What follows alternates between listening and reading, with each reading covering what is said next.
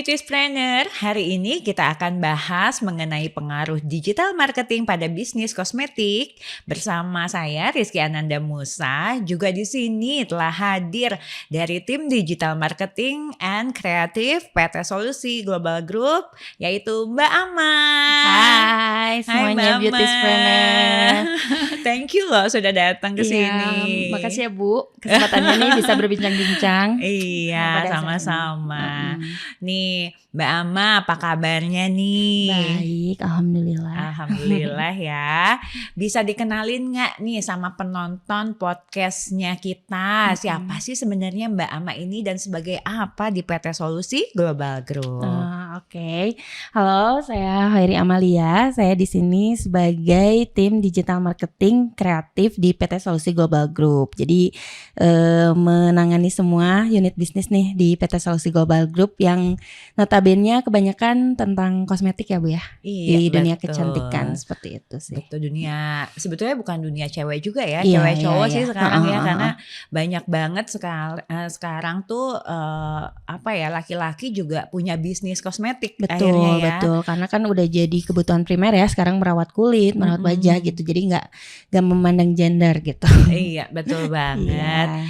Nah, Mbak Ama, bisa dijelaskan nggak nih seberapa pengaruh sih perkembangan digital pada industri kosmetik saat ini? Nah, kalau misalnya pengaruh sangat berpengaruh ya Bu ya, sangat besar gitu pengaruhnya karena emang sekarang tuh orang tuh lebih suka yang simpel. Nah, si digital ini tuh menawarkan sesuatu yang simpel seperti mungkin sering ya kita lihat kayak misalnya orang tuh udah mulai nih berbelanja tuh e-commerce. Itu kan masuknya digital ya karena itu platformnya tuh mendukung mereka untuk berbelanja online seperti itu. Mungkin juga untuk advertising juga sama. Sekarang orang-orang udah mulai nih melihat toko tuh nggak harus pergi ke toko, bisa lihat nih kayak misalnya di Instagram gitu, katalog, foto. Nah seperti itu. Jadi sangat berpengaruh besar sih untuk di berbisnis kosmetik karena kita juga bisa nih menjual produk kita melewati platform digital seperti itu sih. Iya, apalagi pada zaman kemarin COVID ya mungkin ya. Betul. Jadi orang tuh udah nggak males keluar, kita belanja semua melalui online ya. Saya aja sampai beli yang kecil-kecil apa perintilan lah intinya gitu ya. Itu biasanya ya udah deh kita pakai e-commerce aja gitu, karena lebih emang mempermudah ya. Karena di e-commerce juga kan misalnya informasi yang disuguhkan juga udah komplit seperti itu. Kalau misalnya performa tokonya bagus ya maksudnya kita juga udah bisa lihat nih dari testimoni seperti itu. Jadi karena benar waktu COVID kemarin kan kita dibatasi ya Bu ya, ruang gerak kita gitu. Jadi sedangkan kan kita juga harus tetap melanjutkan kehidupan gitu, seperti mungkin bisa dibilang apalagi skincare seperti itu kan udah jadi kebutuhan kita gitu ya, makanya pasti akan belanjanya lewat e-commerce gitu, platform digital.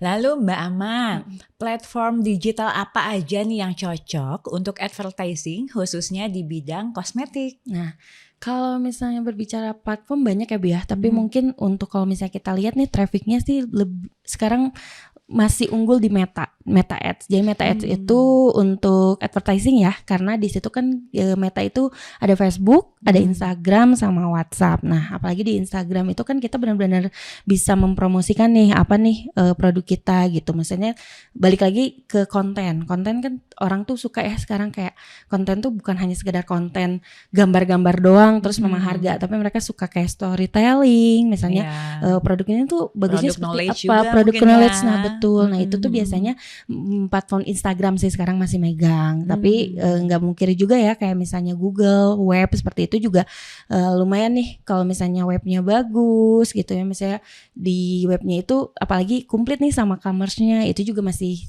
jadi andalan sih untuk bidang kosmetik saat ini seperti itu. Kalau TikTok gimana dong? Nah, kalau TikTok itu kemarin sempat ramai banget ya Bu ya, TikTok apalagi ada TikTok live seperti itu, ada penjualan, tapi emang sekarang lagi ke ban ya untuk TikTok gitu. Masih ya? Masih. Untuk e-commerce-nya nggak bisa ke sekarang. Jadi hanya untuk review-review aja sih. Tapi ya mudah-mudahan ya sebentar lagi, soalnya itu emang sangat berpengaruh sih ke penjualan karena praktis gitu, dalam satu platform kita udah bisa ngelihat kontennya videonya, kita juga bisa lihat live-nya seperti itu langsung ke penjualan. Iya betul. Seperti Dan itu. kalau nggak salah saya juga kalau misalkan di TikTok kita bisa dapetin harga juga lebih murah Betul, katanya ya dibanding subsidi. yang lainnya. Cuman ada subsidi tadi ya. Cuman makanya nih kita juga lagi menunggu ya. Semoga nanti Betul. dibuka lagi atau memang ada platform sendiri lah khusus untuk itu. Betul betul. Gitu. Oke, berbicara mengenai platform nih yang dijelaskan tadi Mama. Perlu nggak sih kita memaintenance itu semua dan hal apa sih yang harus rutin kita lakukan sebagai pebisnis ya, pebisnis kosmetik? Perlu banget Bu, karena kalau tidak di maintenance itu performanya tuh akan turun, karena di digital itu kan dilihat performanya. Jadi semakin kita rutin, semakin kita aktif tuh di platform digital juga sih. Platform digital itu akan memberikan nilai lebih untuk platform kita. Misalnya kalau misalnya e-commerce mungkin tokonya ya seperti itu. Nah makanya kalau misalnya ditanya tadi apa aja nih yang perlu dilakukan, seperti mungkin saya ambil contoh commerce ya Bu ya. Misalnya di web commerce itu kan ada katalog. Nah katalog tuh harus rutin nih kita update ya, seperti apa ya. Seperti mungkin dari tampilan, dari deskripsi seperti itu. Mungkin deskripsi juga harus dipenuhi ya, selain bahan aktif misalnya cara menggunakan gitu. Maksudnya informasi-informasi seperti itu. Dan juga review itu juga penting banget, karena review itu bisa meningkatkan trusting kita kan terhadap suatu produk. Jadi review itu juga harus di follow up nih kepada customer gitu yang sudah membeli produk kita seperti itu. Makanya kan sekarang bermunculan juga ya karir-karir seperti misalnya sales commerce seperti itu. Seperti misalnya apa ada juga khusus untuk mereview gitu mungkin ya. Itu nggak tahu ya, para buzzer-buzzer.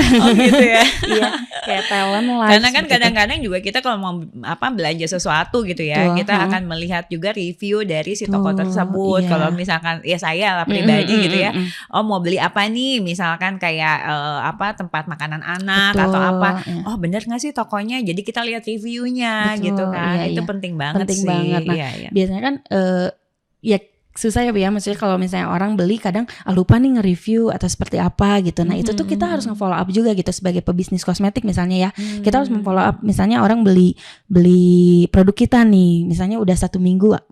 Kalau dari saya sih kalau misalnya mau berjalan harus ditanya gitu, gimana nih efeknya setelah menggunakan produk kita gitu. Misalnya bisa nggak sih testimoninya ditaruh di web commerce kita misalnya seperti itu. Jadi penting banget gitu Jadi maintenance-nya. intinya adalah pengusaha kosmetik juga di sini bukan hanya istilahnya gini, oh saya punya duit nih, saya mau maklun produk deh. Dan udah gitu dia hanya berjualan saja, tugasnya dia pikir oh cuma berjualan saja cukup nih gitu ya, bukan seperti itu ya. Justru tugas di sini adalah marketingnya itu harus di maintenance gitu kan, mulai dari digital marketingnya juga, terus kita juga harus bertanya juga ke orang yang membeli produk kita juga kan di e-commerce. Berarti ya untuk mendapat review itu. Betul Bu. Banyak juga ya sebetulnya PR-nya ya. Tapi kalau misalkan sudah sukses biasanya nih para beauty trainer pastinya kalau misalkan sudah sukses di penjualan kosmetik udah enak banget sih. Malah banyak banget yang kita tahu kan, tadinya penjual kosmetik akhirnya sekarang punya pabrik juga. Betul. Itu juga banyak juga ya, karena jadi nggak menutup kemungkinan ya untuk kalian semuanya yang pengen menjadi entrepreneur khususnya di bidang kosmetik ini ya. Jadi berawal dulu mungkin dari hal yang kecil dulu, punya 1-2 produk, maintenance dulu itu akhirnya bisa jadi besar gitu ya. Jadi dilakukannya secara rutin gitu Bu. Jadi emang mungkin tadi yang Ibu bilang gitu ya, mungkin di awal terasa sulit gitu effort, tapi kalau misalnya kita melakukan itu dan brand kita udah makin lama makin naik, itu ke kitanya udah enak. Misalnya brand kita udah dikenal orang, jadi bukan lagi kita yang mencari customer yang mencari kita gitu. Apalagi didukung dengan mungkin produknya yang emang bagus gitu, ngedevelopnya bagus gitu di pabrik yang terpercaya juga gitu ya Bu ya, maksudnya. Yang pasti di PT Skinsol Cosmetic Industry. Selingan tetap jualan ya. Ya karena itu emang berpengaruh sih, kayak betul. misalnya. Karena kan repeat order. Betul. Kalau misalkan gini kayak kita beli produk nih, udah gitu nggak bagus, ya pasti kan nggak akan beli lagi. Dan kita nggak akan rekomendasi juga ke teman-teman kita atau saudara kita. Tapi kalau produk itu bagus, akhirnya ya didukung sama digital marketing yang oke, dan repeat order orang yang terus menerus, akhirnya kan dia akan berjualan ya banyak kuantitinya. Betul ya, seperti itu. Iya. Oke, nah Mbak sekarang banyak banget nih ya sesuatu hal yang viral nih. Ya, betul. Sebenarnya viral dari suatu brand itu penting apa enggak? Kalau zaman waktu itu ya saya lihat pada flexing gitu Nah, betul kan, banget. tiba-tiba punya pesawat jet Padahal misalkan, baru berapa tahun gitu ya. atau punya apa yang belum tuh punya kereta api. Iya, ibu kali ya nanti ya. Kereta api Kereta ya. api. Jadi banyak banget kan ya, masih sih sebetulnya Iya. kalau kita lihat sekarang itu ya masih seperti itu. Atau misalkan nih dia live terus penjualan tiba-tiba 40 miliar, 50 betul, miliar. betul. Nah kan ya semua juga kalau misalkan kita yang masyarakat yang awam mungkin gila ya Iya. kalau kita jadi Tergiur agen, banget gitu ya. jadi agen resellernya Mm-mm. mungkin kita juga bisa seperti itu. Akhirnya kan Betul. menggiring opini masyarakat untuk seperti itu ya. Betul, Nah, betul. sebetulnya seberapa penting sih kalau misalkan kita mau bisnis kosmetik tuh untuk menjadi viral tuh seperti apa sih Nah, gitu? Kalau ditanya viral penting sih Bu. Penting. Tapi dalam arti gini. Tapi ini tanda kutip ya. Viral, sesuatu hal yang viral itu kan kita nggak tahu ya algoritmanya. Kadang apa yang kita persiapkan gitu. Pas kapan nih timing viralnya kan kita nggak tahu. Jadi bisa aja mungkin yang kita pikir, oh ini kayaknya nggak akan viral deh. Tahu-tahu algoritmanya nih lagi naik nih. Tahu-tahu viral. Seperti itu. Nah, harus untung-untungan ya. Betul. Nah, makanya kita tuh harus mempersiapkan itu Bu. Jangan sampai kalau misalnya udah viral nih besar, terus ternyata produk kita tuh sebenarnya nggak seperti apa yang diiklankan misalnya. Terus misalnya stok gudangnya misalnya ya cuman bikin 1.000 tapi viral. Nah, makanya itu tuh harus dipersiapkan sebelumnya. Jadi kita tuh harus istilahnya makanya itu apa hal-hal yang kayak misalnya review masuk commerce kita udah rapi seperti itu kan bisa dipersiapkan ya Bu ya. Maksudnya sebelum itu terjadi viral. Jadi ketika sesuatu itu produk kita viral itu akan manjang karena banyak juga brand-brand yang viral beberapa bulan kemudian redup. Itu kan sayang banget ya Bu ya. Maksudnya kayak gitu tuh jadi kayak aduh momennya hilang banget gitu. Jadi betul. sebelum misalnya punya keyakinan nih, harus sih ya setiap pembisnis kosmetik harus yakin nih produknya viral gitu suatu saat nanti. Tapi hal itu harus berbekal dengan apa? Dengan emang produknya emang bagus, mungkin terus emang tidak ada karena kalau yang viral tuh biasanya banyak orang yang mau ngejatuhin juga ya Bu ya. Mungkin ya itu udah lumrah lah ya terjadi gitu maksudnya. Nah, tapi itu tuh sebagaimana kita bisa merahasiakan dulu kali ya. Mungkin gini kalinya sebelum kita untuk memviralkan satu brand atau satu produk itu si brand owner ini sudah mempersiapkan dulu bersama timnya gitu kan ya. Oke nih kita mau bikin konten misalkan konten A kira-kira bisa terjual berapa banyak ya gitu. Kalau misalkan mungkin pada saat konten itu naik ternyata nih 1.000 gitu atau 10.000 atau 100.000 dia harus juga mempersiapkan atau dia bikin agreement sama pabrik ya yang yang maklunkan yang mampu juga dia harus bilang begini, oke nanti saya nih mau bulan contohnya bulan Desember ini saya mau memviralkan satu konten lah satu produk lah gitu ya. Nanti boleh nggak kalau misalkan si pabrik ini sudah mempersiapkan produknya sebanyak segini gitu ya. Mungkin juga harus yang difikirkan bukannya hanya memviralkan saja tapi juga bagaimana si produk ini tidak putus gitu kan produksinya gitu. Jangan sampai nanti kita udah viral tiba-tiba permintaan demand pasarnya gede banyak besar, terus tiba-tiba produknya zero gitu kan atau dia cuma bikin 10.000 permintaannya 100.000 gitu kan. Nunggu 3-4 bulan terlalu lama udah habis ya masanya. Jadi persiapannya cukup banyak ya. Betul. Karena emang sayang banget ya kalau misalnya kayak gitu kan jadi momennya udah hilang. Terus juga yang namanya orang tuh kan gak ada yang oke nunggu gitu kan, ada juga yang gak sabar nunggu malah nanti keambil sama brand lain kan misalnya kan kayak gitu. Makanya viral itu penting tapi juga harus berbekal gitu. Berbekal mungkin sebelum bikin konten harus di brief dulu nih apa nih yang harus dipersiapkan. Betul kata Ibu tadi gitu. Apalagi ya produk kan yang namanya skincare kayak gitu kan digunakan ya Bu ya. Jadi itu orang harus nggak mau nunggu lama gitu ya. Jangan sampai kayak tadi nih viral terjual 4.000 atau 1.000 sekali live doang gitu. Ternyata produknya bikin orang sensitif atau seperti apa gitu kan, kita nggak pernah tahu gitu. Iya. Oke, nah tips dari Mbak Ama nih buat para pemula lah ya, itu seperti apa sih nih strategi digital apa yang diperlukan untuk awal berbisnis kosmetik? Nah, kalau misalnya untuk awal nih Bu ya, untuk ningkatin trusting dulu nih, kalau misalnya produk kita bagus, produk kita misalnya layak jual, ya itu sih kita harus punya pendekatan gitu dengan calon customer kita gitu, seperti itu. Jadi review itu penting. Terus misalnya juga platform digitalnya ya Bu ya, maksudnya platform digitalnya tuh kita juga harus, kalau misalnya konten nih biasanya kita punya color palette gitu. Jadi kita harus tahu nih produk kita tuh tertujunya untuk kalangan mana sih gitu. Misalnya emang kan suka ada seperti itu, misalnya apakah remaja, apakah orang tua, anti aging atau seperti apa. Nah kita tuh harus sudah memikirkan, kita harus guideline-nya lah Bu. Guideline-nya tuh kita harus buat dulu. Jadi range umurnya segini. Nah dari guideline itu nanti kita kan biasanya color palette-nya keluar. Terus misalnya bahasa yang digunakan juga seperti apa. Misalnya keyword-nya nih, kan sekarang ada hashtag, ada keyword gitu ya. Kalau misalnya kita nge-setting konten di sosial media itu seperti apa. Nah apa nih yang mau kita jual. Kayak misalnya mungkin contohnya slogan untuk produk kamu apa nih, mungkin kan kalau misalnya ini ya contoh nih ya Bu ya, beauties gitu kan, love your skin more, jadi cintailah kulit kamu ya menggunakan produk-produk beauties gitu. Karena nah itu kita suatu brand itu harus punya itu sih, identitinya dulu seperti apa. Nah dari identity itu, nah baru nih kita pelan-pelan membangun seperti misalnya mengumpulkan review, terus mungkin juga kita beriklannya akan seperti apa nih, mungkin promo dulu ya nih buat awal-awal gitu, seperti itu. Atau misalkan banyakin endorsement gitu kan, untuk mereka juga bisa review gitu ya, mungkin ya bisa jadi salah satu solusi juga ya. Jadi biar nanti tuh di di Instagram kita, di mana namanya, pokoknya di platform yang sosial media lah ya, itu udah banyak ya orang yang pakai dan ternyata bagus. Nah contoh tadi karena menyinggung beauties, ini kan beauties memang diperkenalkan untuk anak-anak teenagers, anak-anak muda lah ya, yang 35 tahun ke bawah ya. Dan saya nggak bisa pakai loh. Bisa loh saya pakai juga. Bisa, kita ada serum anti aging kan.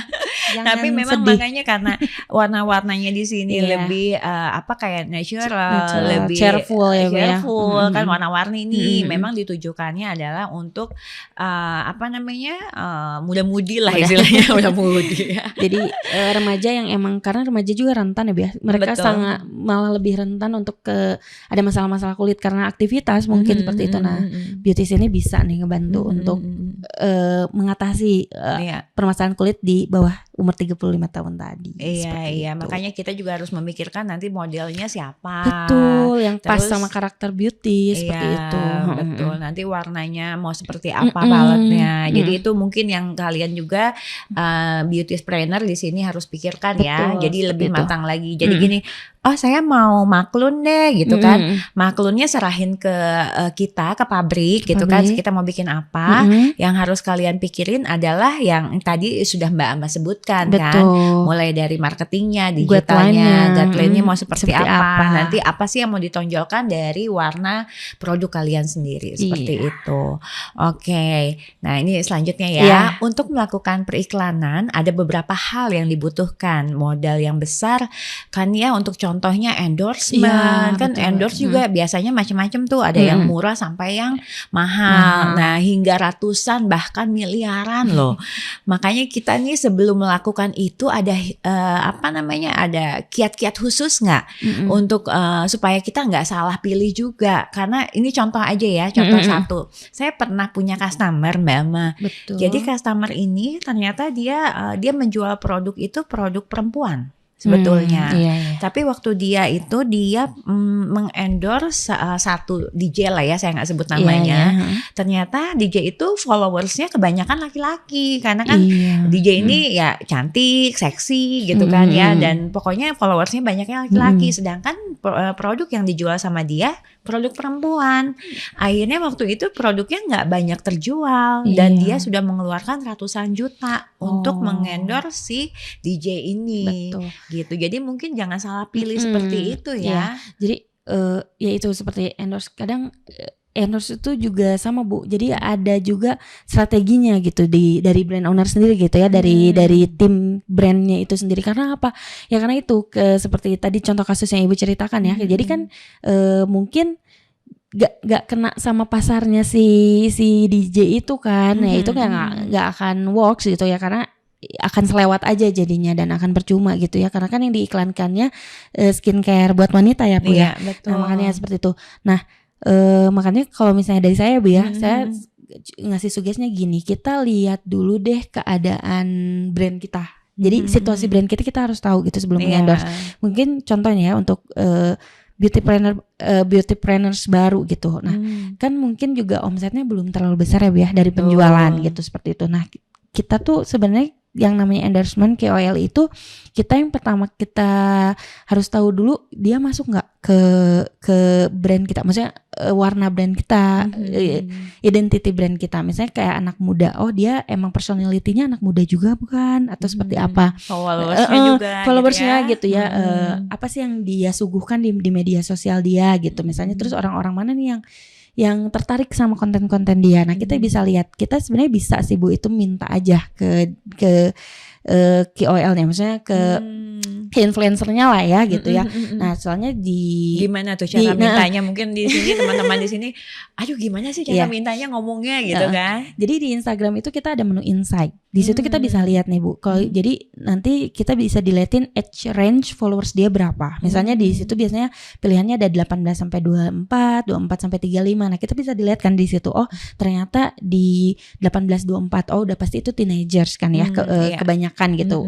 Terus oh iya kita punya produk nih sunscreen kan biasanya ya kayak contoh ini ya. Sunscreen ini kan benar-benar kayak oh untuk anak muda banget gitu, bisa dipakai, bisa dibawa kemana-mana, karena kan yang namanya orang kan malas ribet ya, apalagi orang yang misalnya banyak aktivitasnya gitu, anak muda. Nah, oh iya masuk nih ke situ. Terus kita juga harus lihat nih gimana sih cara dia untuk memasarkan produk kita gitu, karena seperti apa, karena kalau misalnya kira-kira digunakan gak ya gitu, digunakan gak sih sama dianya, karena kan kalau misalnya digunakan juga itu bisa naikin trusting ya orang untuk membeli.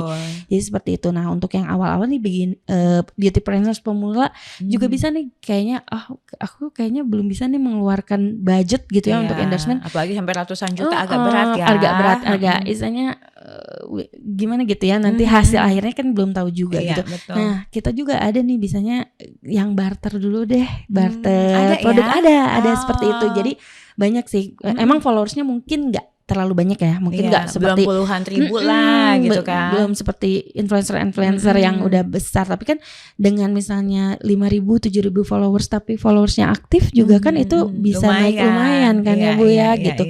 Juga kita juga bisa lihat, mungkin juga selain kita membelikan produk free gratis gitu ke influencernya, juga kan kita dapat testimoni nanti dari dia gitu. Misalnya testimoninya kan bisa kita olah juga nih, misalnya bisa kita simpan juga nih di webcommerce, kita bisa juga di Instagram seperti itu.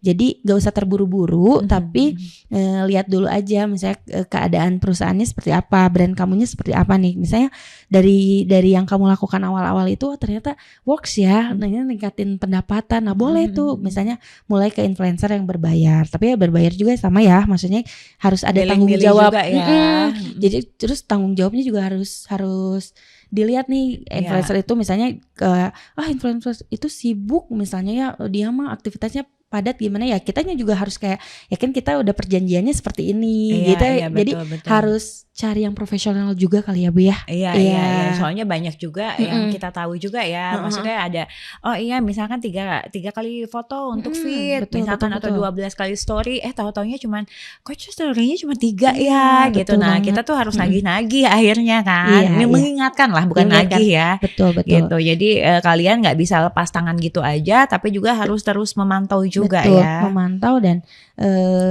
make sure di awal manajemennya emang bagus gitu Bu ya, maksudnya karena emang kita bisa sih lihat gitu, misalnya kalau manajemen yang baik itu biasanya dia tuh kayak dari portofolio, dari situnya udah jelas, terus juga kita bisa lihat nih kayak misalnya dia udah bekerja sama brand apa, seperti itu. Jadi lebih teliti sih kalau menurut saya gitu ya, untuk influencer, untuk endorse. Tapi kalau misalnya ditanya penting karena emang nggak menutup kemungkinan ya, balik lagi ya Bu ya, platform digital sekarang menjadi pilihan orang untuk melihat, mereview, melihat suatu produk seperti itu. Iya, betul banget.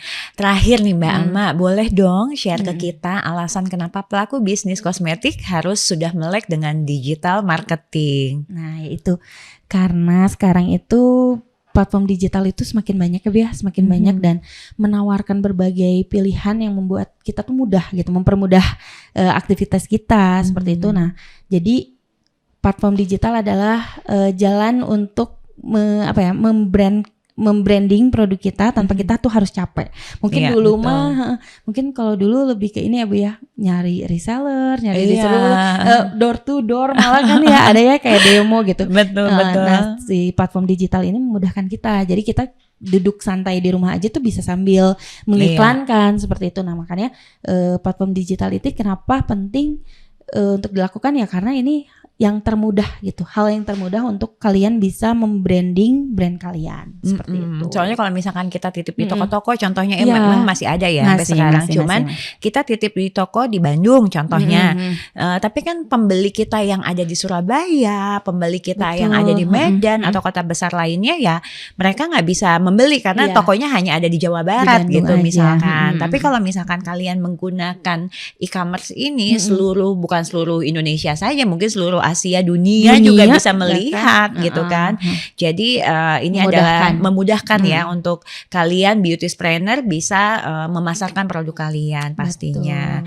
Nah, mungkin segitu dulu nih chat-chat kali ini. Makasih banyak Mbak Alma. Jangan bosan-bosan ya kalau nanti kita panggil lagi. Oke, siap. Sudah meluangkan waktunya. Saya Rizky Ananda Musa pamit, sampai ketemu di podcast selanjutnya. Bye beauty planner. Bye.